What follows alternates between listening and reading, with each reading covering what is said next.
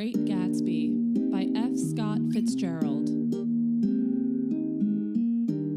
Chapter 1. The book begins with the narrator, Nick, citing a piece of advice given to him by his father. Whenever you feel like criticizing anyone, just remember that all the people in this world haven't had the advantages that you've had. Nick states that this has made him less judgmental and more tolerant of people of all classes. He feels especially tolerant of one very wealthy man named Gatsby, whom Nick describes as a victim of his own circumstances. Nick explains that he comes from a wealthy Midwestern family and graduated from Yale before serving in World War I. Nick recently returned from the war, and instead of moving back to the Midwest, Nick relocated to New York to become a bond salesman. He rents a house on Long Island along the water. The area is divided into two neighborhoods separated by a bay, East Egg and West Egg. Nick resides in West Egg, which is the more affordable version of the much ritzier East Egg. Nick's neighborhood is home to newly rich families who are flashy with their wealth, while East Egg is inhabited by well-established wealthy families, otherwise known as old money. In West Egg, Nick lives next to Gatsby, whom he mentioned in the introduction. Gatsby owns a humongous mansion, and though he lives a rather mysterious and solitary life, throws enormous parties that last all night long. Although Nick lives in the new money neighborhood, he has family in the old money West Egg, namely his cousin, Daisy Buchanan. Daisy and her husband, Tom Buchanan, are members of the wealthy elite, and they reside in a beautiful seaside mansion. Nick drives over to visit with Daisy one day, whom he has not seen in a few years. There he meets Tom, also a Yale graduate, who carries himself with superiority and arrogance. Nick also meets Daisy's friend Jordan Baker, who is a well-known golfer. Jordan is described as petite, athletic, and serious. Daisy mentions that she wants to set Nick up with Jordan. They all eat dinner together. During the meal, Tom starts ranting about a book he's been reading that discusses white supremacy. Nick is turned off by Tom's racist comments about non-white people, while Daisy tries to brush them off. Halfway through the meal, the house phone starts ringing in the kitchen. Tom races to get it, and Daisy follows him. Jordan whispers to Nick that the caller is probably Tom's mistress. She says that Daisy knows about the affair and has to put up with it. After dinner, Nick goes back home to West Egg. When he arrives at his house, he sees Gatsby standing outside of his own mansion, staring across the bay at a green, blinking light. Nick thinks to introduce himself, but stops when he notices that Gatsby has stretched out his arms, as if embracing the green light from across the bay.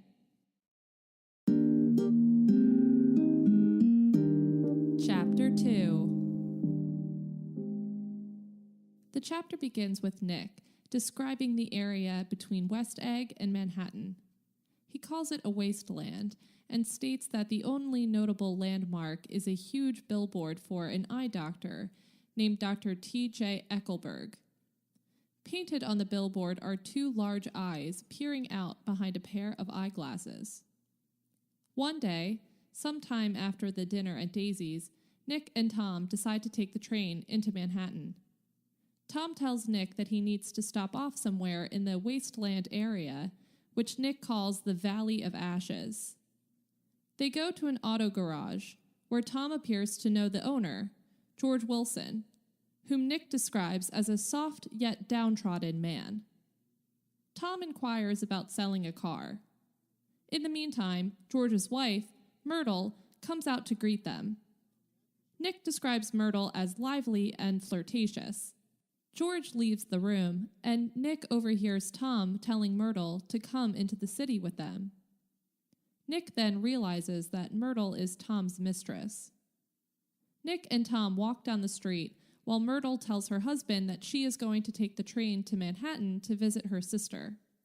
They all board the train together and go into the city. When they get into the city, Myrtle spots a man selling puppies on the street, and Tom buys her one. They then go to an apartment that Tom rents just for his affair with Myrtle. They invite some people over, including Myrtle's sister, Catherine, and they all get very drunk. Nick rarely gets drunk, and he is surprised by the events that ensue during the party. They all talk about Gatsby, and Nick learns that everyone has different theories about Gatsby's past.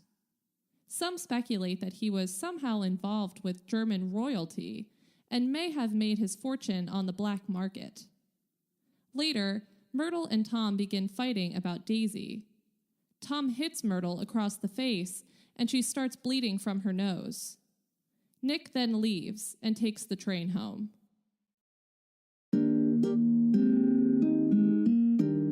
Chapter 3. Nick describes the lavish parties held at the Gatsby mansion every weekend. Guests arrive in fancy cars and drink and dance all night. Every party is catered and usually goes well into the early morning hours. Nick states that usually people just show up to these parties uninvited. However, on a Saturday morning, Nick receives a handwritten invitation from one of Gatsby's chauffeurs, inviting him to a party that evening. Nick goes to the party around 7 and looks around for Gatsby. Nick asks the guests where he is, but they all seem confused, as if no one there has ever even met Gatsby. Nick runs into Jordan Baker, and they walk around talking to Jordan's acquaintances. More people speculate about Gatsby's mysterious past, one person even suggesting that he killed someone. Nick joins Jordan and her friends for a sit-down dinner. Jordan came to the party with a male escort, whom Nick describes as juvenile and inappropriate. Jordan complains about being bored, and so she and Nick set off to go find Gatsby in the house. They enter an enormous library and find an older man slumped over a table, obviously drunk. The man has huge eyes that appear owl-like from behind his thick glasses. He tells them he only came into the library to sober up. Nick and Jordan then head back out into the party. Nick is approached by a man who recognizes him from the military. They talk briefly about their time in the war before the man explains that he has just purchased a hydroplane and invites Nick to try it out with him the next day. Nick notices that the man has an extremely formal way of speaking. Nick tells the man that he lives next door and received a personal invitation to the party from Gatsby. The man smiles and tells Nick that he is Gatsby. Nick is taken aback and feels guilty for having not introduced himself earlier, but Gatsby's expression assures him that everything is fine. He then excuses himself, saying he will find Nick later, and disappears into the party. Nick, still taken aback, turns to Jordan looking for answers. Jordan states that Gatsby is just an ordinary man and had told her once that he attended Oxford University, though she doesn't believe it. Their conversation is interrupted by the band, who announces they are going to play a new popular jazz song. Nick is too distracted thinking about Gatsby to pay attention to the music. A few moments later, a butler approaches Nick and Jordan and states that Gatsby wants to speak with Jordan. She is surprised by this request and follows the butler into the house. They are gone for nearly an hour while Nick watches as a group of people devolve into drunken arguments. He decides to leave and goes into the house to get his hat. He then sees Gatsby and Jordan descending the staircase and notices Gatsby saying something quietly to Jordan before he goes to greet another group of people. Jordan tells Nick that Gatsby told her something incredible. She asks him to call her at her aunt's house so they can discuss it further, and then she leaves. Nick goes up to Gatsby and again apologizes, but Gatsby brushes it off. Gatsby invites Nick to go on his hydroplane the next morning again. They say goodnight, and Nick walks back to his house, noticing that a car has crashed into a ditch next to the road, and inside the car is the older man with the owl-like eyes. Nick walks on to his house. The chapter ends with a passage written by Nick reflecting on the events of the rest of the summer. He states that everything he has written in the book thus far, the dinner at Daisy's, the party at Tom's apartment, and Gatsby's party were objectively just 3 casual events that were separated by otherwise uneventful weeks. He explains that he worked a lot during this time and began to feel settled in New York and appreciated its lively energy. He states that he went on dates with Jordan, and although he enjoyed his time with her, he did not fall in love with her, and seemed slightly put off by her athleticism. He finishes the chapter by writing that he himself is one of the most honest people he knows. Chapter 4. Nick continues to reflect on the summer, naming a list of socialites and semi-celebrities who attended Gatsby's parties. During his recollection, he mentions a day during the summer when he and Gatsby took a day trip to Manhattan in one of Gatsby's expensive cars. During the ride into the city, Gatsby tells Nick about his past. He says that he is also from the Midwest and came from a wealthy family, though his parents are deceased. Nick questions his story, however, because when he asks Gatsby which Midwestern city he's from, Gatsby says San Francisco, which, of course, is in California. Gatsby continues spinning an impressive story of his past, claiming that he went to Oxford University and received numerous medals during the war. Gatsby begins driving very fast and eventually gets pulled over. However, he simply shows a card to the cop who pulled them over, and the cop lets them go. When Nick gets back to his home in West Egg, he meets up with Jordan Baker. She reveals to him that Gatsby told her at the party that he is in love with Daisy Buchanan, whom he had met when he was stationed in Daisy's hometown of Louisville, Kentucky, before the war. After Gatsby left for the war, Daisy married Tom Buchanan. Gatsby has been in love with Daisy for years and even bought his mansion in West Egg because it faces the Buchanan home on the other side of the bay. Jordan says that Gatsby wants Nick to set something up at his house so Gatsby can run into Daisy there, and she will have no choice but to interact with him. Chapter 5. The chapter begins with Nick walking home after a date with Jordan. When he gets to his house, he is approached by Gatsby, who seems eager to talk with him. Nick tells him that he will set up the meeting between him and Daisy. Gatsby offers to pay Nick for the favor, but Nick is slightly put off by this and declines. Nick invites Daisy to come over. In preparation, Gatsby sends someone to mow Nick's lawn and decorate his house with flowers. It begins to rain while Gatsby waits anxiously in Nick's living room for Daisy to arrive. When she gets there, Nick greets her at the door, but when they walk back into the living room, Gatsby is gone. A few minutes later, Gatsby knocks on the front door, soaked from being outside in the rain. Daisy is shocked to see him. They act awkwardly around each other, and Nick decides to leave them alone for a little bit. When he returns about a half an hour later, he finds that Daisy and Gatsby have become noticeably more comfortable, the two of them staring and grinning at each other. They go over to Gatsby's house. Daisy is amazed at how well Gatsby has done for himself. She even begins to cry when Gatsby shows her his collection of foreign apparel. Gatsby confesses to Daisy that he often stares at her house from across the bay, dreaming about her. Nick begins to feel uneasy about this meeting, suspecting that Gatsby's expectations of and assumptions about Daisy are unrealistic. Gatsby has a man named Clip Springer, a mysterious tenant in his home, come play piano for them. Gatsby and Daisy continue to gush over each other, leaving Nick feeling awkward. He decides to leave them alone and walks back to his house. Chapter 6. Nick explains that the mystery surrounding Gatsby's past has started rumors all over the city. He begins to tell the factual story of Gatsby's life. His real name is James Gatz. He grew up in North Dakota and did not have wealthy parents. He went to college but dropped out, unwilling to work his way through doing menial jobs. He took up a job as a fisherman and while out on a lake one day, met a wealthy man named Cody, who was out on his yacht.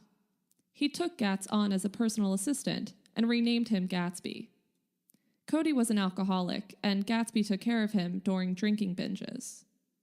When Cody died, he left $25,000 to Gatsby, but Cody's mistress took the money instead. This inspired Gatsby to become a wealthy man, and he promised himself he would do anything he could to get rich. Nick explains that almost a month went by where he saw neither Gatsby nor Daisy, though he suspects they'd been spending time together. One day, Nick stops by Gatsby's house and finds Tom Buchanan there, along with Tom's friends, Mr. and Mrs. Sloan. Nick notices that Gatsby is anxious. Gatsby invites his guests to stay for dinner, but they decline, instead half-heartedly inviting him to dinner at the Buchanans'. Gatsby eagerly accepts, and Tom seems annoyed. Nick explains that Tom was suspicious about Daisy's visits to Gatsby's mansion, but he does not know about their history. Gatsby invites Tom and Daisy to one of his mansion parties that weekend. They go with Nick, and all of them seem to have a bad time. Nick is turned off by the antics at the party, and Tom is obviously suspicious of Daisy and Gatsby's relationship. When Tom and Daisy leave, Gatsby tells Nick that he desperately wants Daisy to leave Tom so they can be together. Nick pities Gatsby and tells him that his expectations are unrealistic and that he can't keep living in the past. This upsets Gatsby, and he argues that his money can do anything, even revive his old romance with Daisy. Nick thinks that Gatsby has just been chasing an idealized version of Daisy, and now that he has her, he is disappointed and hopeless. Chapter 7.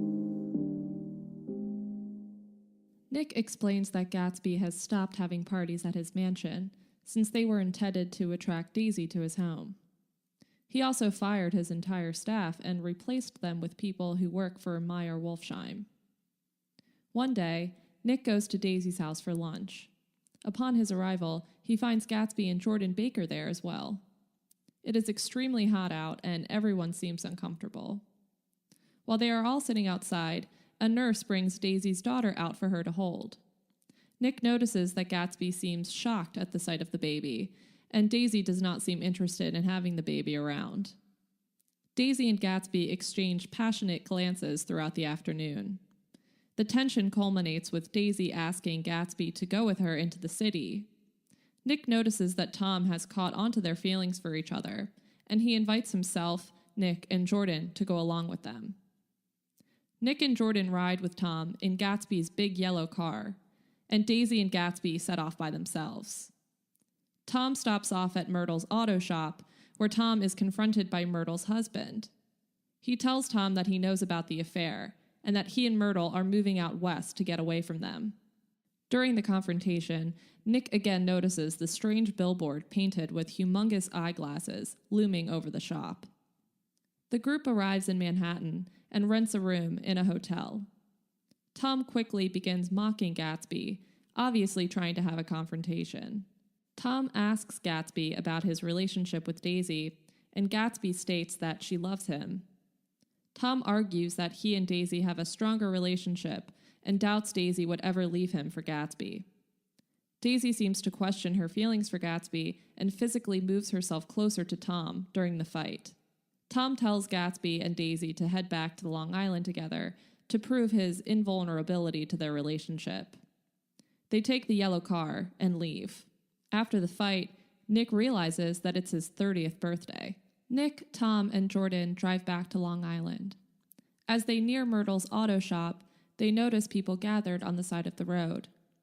A neighbor explains that Myrtle was struck and killed by a yellow car coming from Manhattan. Tom assumes that it was Gatsby, and he rushes home. When they arrive at Tom's house, he discovers Gatsby hiding in the bushes. Gatsby explains that Daisy was driving his car and ran over Myrtle, but that he will take the blame for it. Nick goes into the house and finds Tom and Daisy eating peacefully together, apparently on good terms. Nick leaves Gatsby standing outside of the house, all alone.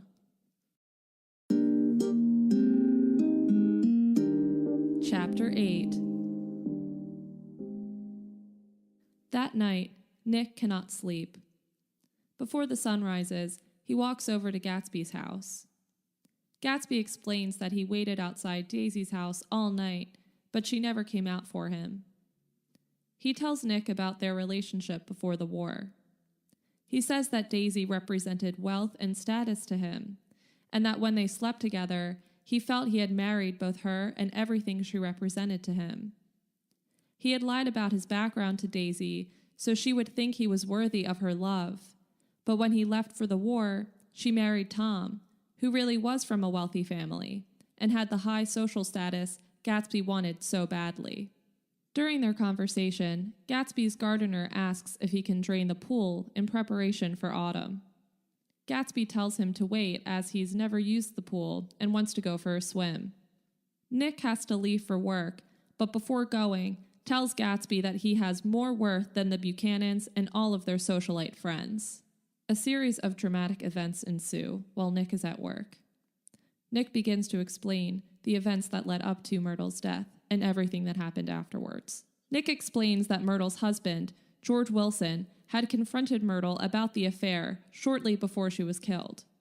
However, he never found out who her lover was. After the accident, George stayed up all night, and the next morning stared into the eyes painted on the billboard facing his shop, believing they were the eyes of God. He assumed that whoever killed Myrtle had been her lover, and so he set off to find the yellow car that had hit her. Since he had seen Tom driving the car before the accident, but a different car afterwards, George assumes that Tom must be innocent, but also must know who killed Myrtle.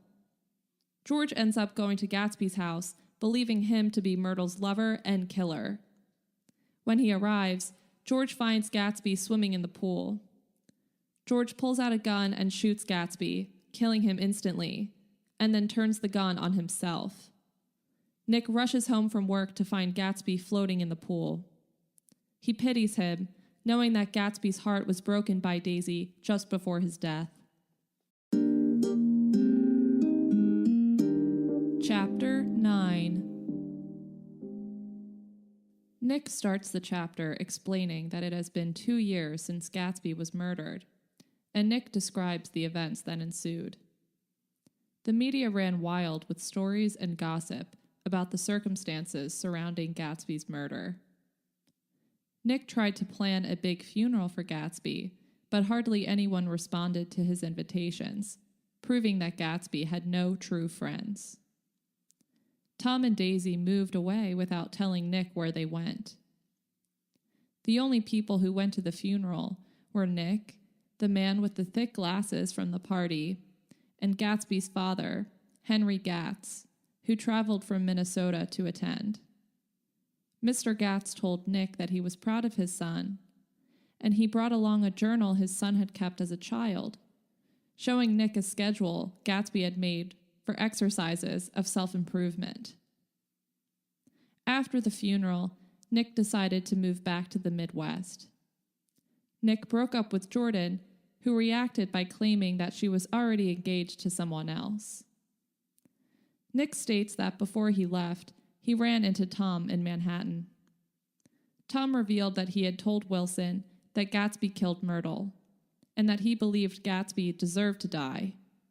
This led Nick to understand that Tom and Daisy were empty and immoral people who thought they could do whatever they wanted because they had money. After this encounter, Nick began to realize that the culture of the East Coast had negative effects on him and everyone around him. He also realized that he appreciated the slowness and quaintness of the Midwest and decided that it is morally superior to the East Coast. The night before he left for the Midwest, Nick went to Gatsby's mansion, the steps of which had been vandalized with offensive graffiti. Nick went to the back of the mansion to sit on the beach and meditate on his surroundings. He imagined what the island would be like if no people lived there, and realized that America used to be an empty space in which people could realize their dreams, and that that's exactly what Daisy and Gatsby had been trying to do. The book ends with Nick stating that all humans are driven by a desire to realize their dreams, and that this desire is the main force that underlines everyone's actions and relationships. He realizes that Gatsby's dreams were unrealistic, and they drove him to create a future in which his life and his goals became meaningless, ultimately dragging him back into a reality defined by loneliness and one that ended only in death.